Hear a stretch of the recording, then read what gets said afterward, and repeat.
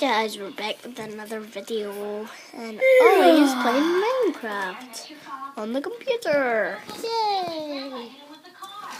There is. What is that? What the? What is this? Big difference. What's it? My house is alive. I'm going to destroy you and have fun. I know who this is from. Mr. Dog. Actually, Mr. Dog. Who's Mr. Dog?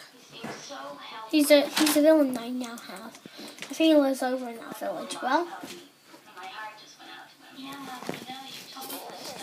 let's just need to get my potion effects back. Built all this stuff. Jump boost. No, you're not gonna take diamonds. Me not get it where.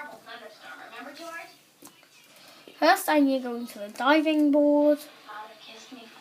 First diving board.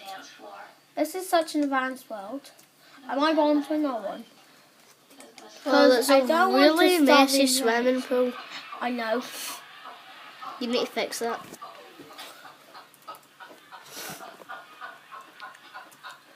And my dog James.